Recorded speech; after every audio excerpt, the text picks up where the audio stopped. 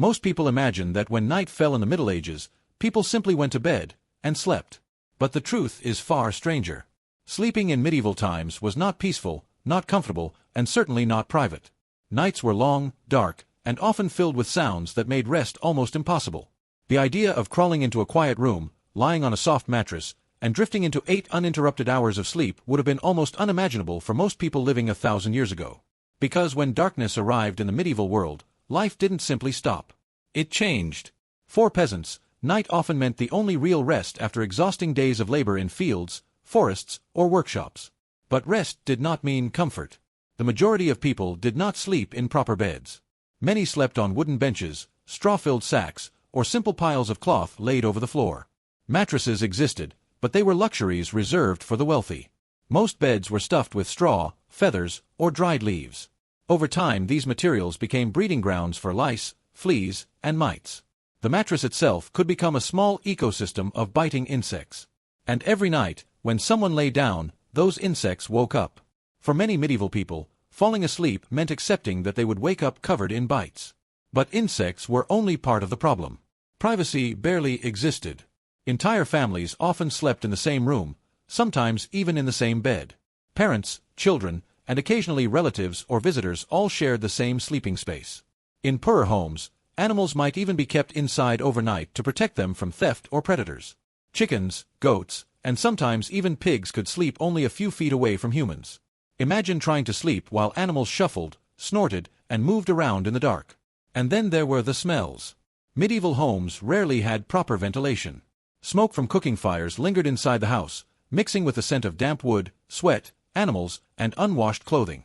Windows were small or non-existent, especially in colder regions where people tried to keep warmth trapped indoors. At night, when doors were closed, the air became thick and heavy. Breathing itself could feel uncomfortable. But one of the strangest aspects of medieval sleep is something modern people almost never experience. For many people in the Middle Ages, sleep did not happen in a single continuous block. Instead, it happened in 2 parts. Historians call it segmented sleep, though medieval people simply thought of it as normal life.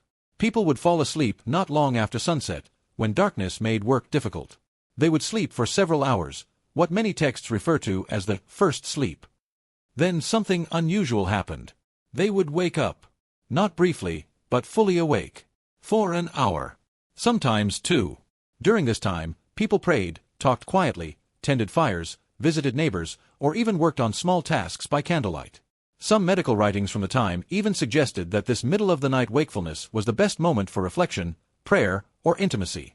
Only after this quiet period would people return to bed for the second sleep, which lasted until sunrise. To them, this pattern felt completely natural. The idea of sleeping straight through the night was actually unusual. But night itself was not peaceful. Darkness in the medieval world was something people genuinely feared. Without street lighting, without electricity, without even reliable candles for the poor, night could become absolute blackness. When the sun disappeared, the world changed. Roads vanished into darkness. Forests became terrifying labyrinths. Even familiar villages felt different after sunset. People believed that night belonged to thieves, spirits, and dangerous creatures. Folklore across medieval Europe is filled with warnings about wandering after dark. Inside homes, fires burned low, casting flickering shadows across walls. Every small sound carried weight. A creaking floorboard, a gust of wind against the door, or the distant howl of an animal could easily disturb sleep. And in cities, noise was constant. Medieval towns were crowded places. Dogs barked, drunk patrons stumbled out of taverns, carts rolled across stone streets even late at night, and night watchmen walked the streets calling out the hours. Their voices echoed through narrow alleyways. 2 o'clock and all is well. But sometimes, all was not well. Fires were one of the greatest fears during the night. Most buildings were made of wood, with thatched roofs and open flames used for light and warmth. A single spark could ignite an entire neighborhood while people slept. Because of this danger, many towns organized night patrols specifically to watch for signs of fire. Sleep, therefore, was always somewhat fragile. Even among the wealthy, comfort was relative. Noble families did sleep in better beds, often with wooden frames and feather mattresses. Some beds even had curtains surrounding them. These curtains were not simply decorative. They helped trap warmth in cold stone castles and provided a small sense of privacy. But castles had their own problems. Stone walls held cold and moisture. Drafts crept through narrow windows. Rats often lived within the walls themselves. And the sheer size of castles meant that strange sounds echoed through hallways during the night. Servants sometimes slept on the floor near their masters' beds, ready to assist if needed. Privacy, again, was rare.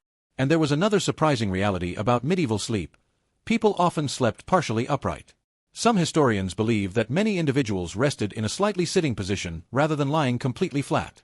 Medical beliefs of the time suggested that sleeping fully horizontal could cause problems with digestion or breathing. Illustrations from the era sometimes show people propped up with pillows. Whether fully upright or slightly reclined, sleep posture was different from what we expect today. Then there was the ever-present threat of illness. Bed bugs were common in medieval Europe. These insects hid within cracks in wooden bed frames and walls, emerging at night to feed on sleeping humans. Infestations could spread quickly and were extremely difficult to eliminate without modern cleaning methods.